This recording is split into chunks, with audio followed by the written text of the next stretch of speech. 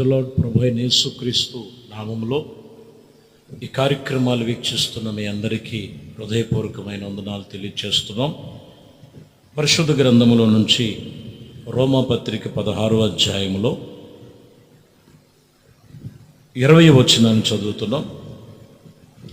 సమాధానకర్తగు దేవుడు సాతానును మీ కాళ్ళ క్రింద శీఘ్రముగా చితక త్రొక్కుచున్నాను. మన ప్రభు అయిన యేసుక్రీస్తు యొక్క కృప మీకు తోడయుండును గాక. ఈరోజు దైవజనుడు పౌలు చెప్తున్నారు, సమాధానకర్త అయినటువంటి దేవుడు సాతానును శీఘ్రముగా మీ కాళ్ళ క్రింద చితకదొక్కాలి, శీఘ్రముగా చితక త్రొక్కవలెను. చూడండి, భక్తి చేసేవాళ్ళు ప్రార్థన చేస్తూ ప్రభువుని వెంబడిస్తున్న అనుభవాల్లో సాతాను కుయుక్తులు ఎరిగిన వారై ఉన్నారు. ఇక్కడ అంటున్న మాట అదే, శీఘ్రముగా నీవు సాతానును చెతకదొక్కాలి, లయపరచబడాలి. ఎందుకంటే నహూము గ్రంథములో లయకర్త మీ మీదకు వస్తున్నాడు, వాణ్ణి మీరు బహుబలముగా ఎదిరించడానికి నడుము బిగించి బహుబలముగా ఎదిరించాలి. లయకర్త అపవాదికి మరొక పేరు. కాబట్టి శీఘ్రముగా అపవాది తంత్రములు చితకదొక్కాలి. ప్రకటన గ్రంథములో 12వ అధ్యాయములో 12వ వచనములో, అందుచేత పరలోక నివాసులారా ఉత్సహించుడి, భూమి సముద్రమా మీకు శ్రమ, అపవాది తనకు సమయము కొంచెమే అని తెలుసుకొని బహుక్రోధము గలవాడై మీ యొద్దకు వస్తున్నాడు. దాని సమయం కొంచెమే ఉన్నాడు సాతానుడికి, వాడికున్న సమయము కొంచెమే ఉన్నదంట. బహుక్రోధముగా వస్తున్నాడు. అయితే మీరు ఏం కలిగి ఉండాలంటే శీఘ్రముగా చితకదు, సాతాను క్రియలు లయపరచాలి, శీఘ్రముగా తొక్కాలి. కొంచెమే ఉన్నది సమయం. బహుక్రోధముతో వస్తున్నటువంటి అనుభవాలు ఇక్కడ మనకి వాక్యం చెప్తున్నమాట. అందుకని ప్రార్థన యందు ఆత్మయందు దేవుని యొక్క సన్నిధిలో అత్యాశక్తి భరితులై ఆసక్తి కలిగి భయభక్తులు కలిగి ప్రభు చెప్తున్నటువంటి మాటల ప్రకారంగా అపవాది తంత్రములు ఎదిరించే శక్తి గలవారై ఉన్నారు. దేవునికి మహిమ కలుగును గాక. లూకా సువార్త 10వ అధ్యాయం 19వ వచనములో మీరు చదివితే, ఇదిగో పాములను తేళ్లను త్రొక్కుటకు శత్రువు బలవంతము మీద నీకు అధికారం అనుగ్రహించి ఉన్నాను. అర్థమైందండి? అది నీకే హాని చేయదు, ఎంత మాత్రము నీకు హాని చేయదు. దేవుడు నీకు అధికారం ఇస్తున్నాడు. పాములు త్రొక్కటానికి, తేళ్లను త్రొక్కటానికి, అపవాది తంత్రములను లయపరచటానికి దేవుడు అధికారం ఇచ్చాడు. ఆ అధికారాన్ని పొందుకోవాలి మనం. కొన్నిసార్లు అధికారాన్ని కోల్పోతున్నారు, అర్హత కోల్పోతున్నారు, క్రమం కోల్పోతున్నారు. కాబట్టి నీకు అధికారాన్ని దేవుడు ఇచ్చాడు అపవాదిని లయపరచటానికి. ఒకటి, శీఘ్రముగా సాతానుని లయపరచాలి, చితకదొక్కాలి.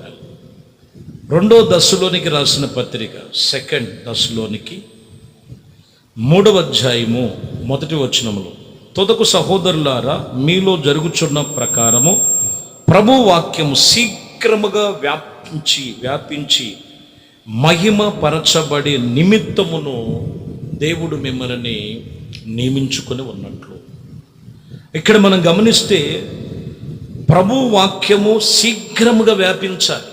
ఏం కావాలంటే, ఇప్పుడు నువ్వు అపవాదిని ఎదిరించాలంటే ముందు వాక్యం అనేటువంటి బలము పొందుకోవాలి.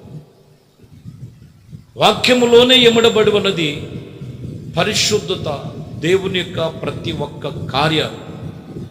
అందుకని ఇక్కడ ఏమంటారంటే, శీఘ్రముగా ప్రభు వాక్యమును వ్యాప్తి చెందాలి. నీలో దేవుని వాక్యమును కలవరుచుకోవాలి.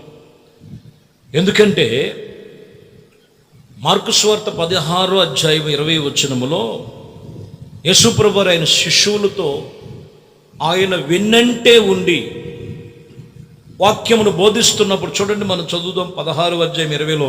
వారు బయలుదేరి వాక్యమంతట ప్రకటించిరి, ప్రభు వారికి సహకారుడై ఉండి వెన్నంటే జరిగించుచు సూచక క్రియలు వాక్యమును స్థిరపరచబడినట్లుగా మనం ఇక్కడ చూస్తాం. సూచక్రియలు, దేవుడు గొప్ప కార్యాలు ఎలా ఉన్నాయంటే, వాళ్ళు వాక్యము ప్రకటన చేస్తున్నప్పుడు వారు వెన్నంటే ఉన్నారు, ప్రభు సహకారిగా ఉన్నట్లుగా రాయ. వాక్యం వినటానికి అలవర్చుకో, వాక్యం చదవటానికి అలవర్చుకో, ఉపదేశానికి నువ్వు అలవర్చుకో, ఉపదేశములను బట్టి నడుచుకుంటానికి అలవర్చుకో. దేవుడు నిన్ను అన్ని విషయములు స్థిరపరుస్తారు. ఆయన నిన్ను వ్యాప్తి చెందేటట్లుగా ఆయన కృపలో స్థిరపరుస్తాడు. ఎందుకంటే పౌలు గారు కూడా అదే చెప్తారు 10వ అధ్యాయంలో, హెబ్రీయులకు రాసిన పత్రికలో 22వ అధ్యాయంలో 10:22.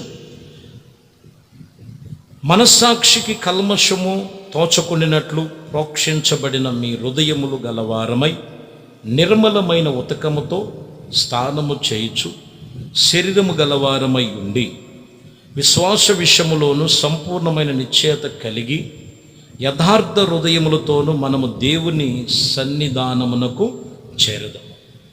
ఇక్కడ ప్రాముఖ్యమైన మాట ఏంటంటే, నిర్మలమైన ఉతక స్థానముతో, మనస్సాక్ష్యమునకు కల్మషము లేకుండా వాక్యము చేత ఉతక స్థానము చేయబడి విశ్వాసమందు సంపూర్ణమైన నిశ్చయత కలిగి యథార్థమైన హృదయముతో ఉన్నప్పుడు శీఘ్రముగా నీలో గొప్ప కార్యాలు చూస్తాం, ఆశ్చర్యమైన కార్యాలు చూస్తాం. చాలా జాగ్రత్తగా గమనించాలి. మొదటిగా చెప్తున్న మాట, అపవాది సమయము కొంచెమే ఉన్నది, వాడు బహు క్రోధముగా వస్తున్నాడు. అయితే శీఘ్రముగా అపవాది తంత్రములను ఎదిరించాలి. 2 చెబుతున్న మాట, వాక్యము మీలో వ్యాప్తి చెందాలి. శీఘ్రముగా మీలో వాక్యము వ్యాప్తి చెందాలి. వాక్యము చెప్తున్న మాట, అప్పుడు మీరు విశ్వాసములోను సంపూర్ణమైన నిశ్చయతలోను యథార్థమైన హృదయములతోనూ దేవుని సన్నిధికి చేరుతాం.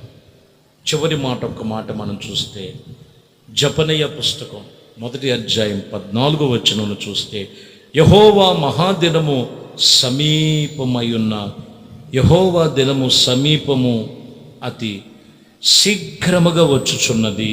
ఆలకించండి, యెహోవా దినము వచ్చుచున్నది, పరాక్రమశాలురు మహారోదనతో రోదిస్తారు, రోదన చేయుదురని రాయబడి.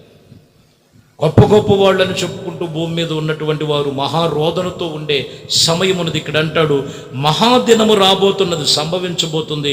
యెహోవా దినము శీఘ్రముగా సంభవిస్తుంది. ప్రభు రాకడను మర్చిపోవద్దు. శీఘ్రంగా ప్రభు రాకడ సమీపముగా ఉన్నది. భూమి మీద మహా గొప్ప వాళ్ళందరూ కూడా రోధించే సమయం. కాబట్టి ప్రియమైన దేవుని బిడ్డలారా, ఈరోజు వాక్యము, శీఘ్రముగా సాతానును సితకదొక్కాలి. శీఘ్రముగా దేవుని వాక్యము వ్యాప్తి చెందాలి. శీఘ్రముగా ప్రభు రాకడ సిద్ధముగా ఉన్నది.